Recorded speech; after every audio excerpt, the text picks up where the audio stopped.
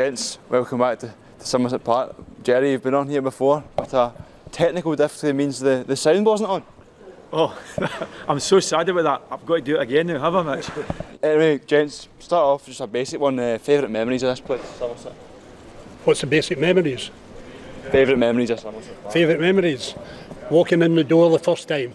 Walking in the door first time. How did it feel to sign for the club? Because I was a supporter and I loved every minute of being a supporter and enjoyed playing even more so. Brilliant. My favourite memories of mine is how homely this was. It was like a second home to so many of the players here. And my other favourite memories are like when we beat Rangers 3-0 here, when I scored my debut in that goal there against Kilmarnock, New Year's Day 1975, when I scored up there against Motherwell to keep us in the Premier League that year. These are all great memories for me. It's not a bad debut, scoring a winner against Kilmarnock, is it? It was a dream come true. I would say yes. If I remember you saying last time, as a striker, you feel like you didn't quite score as many goals as you'd have liked, but certainly some important ones, obviously Kelly, Rangers. I scored that. Well, I was lucky enough to play with good players who created lots of chances for me. I probably just wasn't good enough to take all these chances, but I did score a few goals here, and I was proud of some of my achievements here, but I also missed quite a few as well, which probably led to my downfall here. And you mentioned the importance of playing at home, how you're also quite close to the ground, and you know, Sanny, you were a local boy. What was it like to play in front of the Ayr supporters on a packed day? Obviously, lights against Rangers, Kelly. What were these occasions like? Oh, it's amazing here because, I mean, I played against Rangers, Celtic, and it was more than a full house because they were actually over the wall, sitting along the track, and it was unbelievable. They were moving their feet off to be able to take a throw in. There was like 25,000 here. Unbelievable. It was just unbelievable. I wish they could bring it back. Yeah, as you said in the past, the crowd is right on top of you here, so the atmosphere was always good, and it was always nice to play in front of your own supporters, especially when we won, especially against the bigger teams. And do you feel that the bigger teams struggled to come into Somerset Park because of how good the support was and how feisty the atmosphere? Well, I mean, they were a bit shy when they came here. And even when they come out and you know, ourselves, we would be mingling with, you know, what were the superstars then, Kenny Dalglish and, you know, when the Rangers, John Gregg. But it didn't make any difference to us. We were waiting on them coming, we were ready because we knew that they were going to get a hard game here. And I think at the time of Ali, when Ali was here as manager, he drummed it into us. They wouldn't be looking forward to coming here. So when they arrived, you know, they were quick to come and suss the park up. Now, another wee thing in this, I was just talking to Gerry when we come in there. The park is looking amazing, and that's what it was like then. Yeah. You know, anybody that came here to play, they knew they were getting a level playing ground, so there were no excuse about no playing football. No, exactly. Don't forget, Ayr wasn't a bad team at that time as well. Yeah. We had a lot of good players. Sanny, Big Ricky, centre defenders with Johnny Graham midfield, Dave McCulloch midfield, Johnny Doyle. You mentioned playing against the big teams here, Celtic, Rangers, Kilmarnock. You had a pretty good record against them. You could compete against them regularly and take points off them. Well, that's for sure. I mean, you mentioned three teams there. Rangers and Celtic gave us a good hard game, but I mean, Kilmarnock coming here, we were looking forward to it.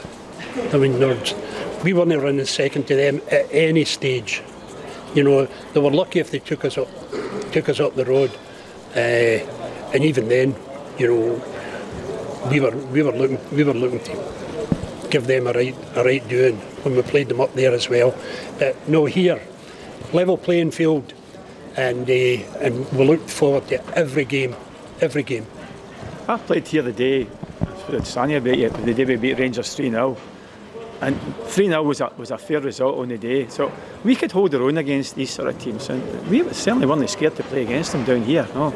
You mentioned the likes of John Gregg, Kenny Dalglish. To think that they were coming to Somerset on a regular basis nowadays is pretty incredible to think now. You know, obviously you'll get the odd Celtic, Rangers, Hearts, Hibs tie in the cup, but these teams are coming regularly down here. Well, I think at the beginning they were the superstars. They were walking in as if they were superstars.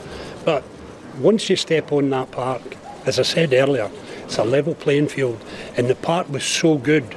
And we were used to playing in it. That's the big thing. That was maybe an excuse for them, but it didn't work. You know, because right away we were giving them a game. And I think Gerry said it earlier there, we were a right good team at the time. I mean that. If you went to there, I mean, so good that Celtic and Rangers both came and started taking our players away. Johnny Doyle, Cutty Young. I mean, two of the best wingers in the country. And they were coming and sussing out our players. So that was a recommendation as far as Ayr United was concerned. And don't get us wrong, we did get some dudes down here as well. So it wasn't all smelling the roses, no, but it was nice when we got success. It was, yeah. And played against those big teams, did you guys always feel confident that when you stepped out on that part, like you mentioned, Sanny, it was a level playing field and you could go toe to toe with them? Well, I think the big thing is we didn't feel no confident. You know, we did feel as if we could take a result. I think it was Ali. Ali gave you that, you know, that sort of feeling you could do it. You know, in fact, I think if you looked at you and thought you hadn't that attitude, you just probably wouldn't be playing. It's as simple as that. I think that's right. If you're going to go out there, I think you're going to lose. You're going to lose. Yeah. So you've got to get out with some degree of confidence in your own abilities. We certainly didn't fear any of these teams coming down to us. No. In terms of Ali, again, asked every person we've had on this series so far, what was Ali like, both on the pitch and off it? Well, don't follow it with him. And you had a problem. If people say he couldn't hold a grudge, it wasn't hold a grudge. He just stamped his mark on it, and you had to be producing all the time, you know, all the time. But I think Gerry said it as well earlier. I think the actual feeling about the club, this was a family club. In terms of Ali, tactically, I've always heard people saying, you know, he wasn't the most tactical, but he simplified everything for you and he gave you the chance to go and do your stuff on the pitch, no worries. I would say Ali, we played the same formation, if not every week, then nearly every week. Every week. And if it wasn't working, you did it training 2 or 3 times a week, and you just kept on doing it. So, for that side of things, he maybe wasn't the greatest tactically, but he could set teams up, and he knew how to set teams up to play against the opposition as well. So, sorry, Sanny. I totally agree with Gerry there. I mean, there was never anything missed. Ali had it all prepared, and he simplified it. It was just so simple. It was straightforward. I mean, you see it all 4-4-2 and you know, whatever else you like to play now. Ali had it set down there, and if the wingers weren't doing it, then there was something done to help the wingers. If it was defensive, then it was defensively set up that we knew what we were doing. It was all straightforward, very simple, and it worked. That was a big thing. I never saw anybody question the boss's decisions. Never, ever did I question what we're doing. No, that just didn't happen. You just went on the part and accepted it, yeah. And you get slaughtered from time to time, but that was just part and parcel. But I never saw anybody question the boss. Another thing that we've heard about Ali from numerous people, including yourself, Gerry, when you did this for the first time. No, he's done it before. I messed up, yes. But Ali had an interesting pre-season training session up at the Carrick Hills, running up and down. Any particular memories of pre-season tours? Bad ones. Preferably bad ones. I have a right good one. You know, and we're way back. We're way back for the Carrick Hills. Well, if you've ever been up the Carrick Hills, the road is a gate. You've got to go through the gate to get up the hill. So we're way back, and there were 4. You always had like 4 in a car. So Johnny Doyle was in the back of our car, and we come down through, and we got to the gate, slowed up. I think it was Dixie that was driving, and you know, somebody said, "There's a rabbit." So there was a rabbit like 10 yards in the field. So Doyle opened the door, and the boys were saying, "I bet you couldn't catch it." So Doyle away he went, chasing it. We said it was a hare, you know. And did you know, if you get on top of a rabbit or a hare, it hits the deck. So Doyle flew after it, and he got on top of it that quick that the hair hit the deck. So he caught the hair and he held it up, and of course then we all get back in the car, and so the next day there was a bit in the paper. Ali had put it in the paper. Johnny Doyle chases hair and catches it. That's good stuff. Yeah. Tough pre-season though, very, very tough. Yeah. Well, everybody knows pre-season stuff. If it's not tough, then yeah, you're a super fan. It's no pre-season. No, the Carrot Hills was particularly tough. He had a great vantage point, Ali, the top of a wee mound, and you could see everybody. So if you were half-heartedly doing it, you weren't getting away with it. No. In terms of after football, guys, what keeps you occupied nowadays? What have you got going for yourselves? Well, me personally, it's football. I mean, I think it gets ingrained. It's in your blood, you know. So it's either come down here or even some of the local parks. If they're football on, you automatically get drawn into it. And then of course the leagues are starting again.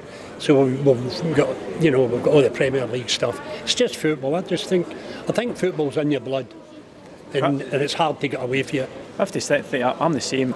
Football on the television, football, as you know, Mitch, as you'll know, my son, he's a PE teacher. I was a PE teacher for a long time, so I've taught a lot of boys. So if I find somewhere where one of your boys are playing, I tend to go and watch them here. So it's football for me as well. And then just to finish, what do you make of the changes around the club at the minute? You mentioned the family atmosphere when you guys were here. Do you feel like we're getting back to that sort of similar stage now? Well, I was just saying to Gerry, I've done a wee look along the terrace in there, and just seeing exactly what, how you can imagine how it's going to be the full length, which all I can say is should have happened years ago, and we would all appreciated it. But I'm quite sure it's going to be a great, the future's great for it as far as I can see just now. And the big thing about it is they've no tampered with the park.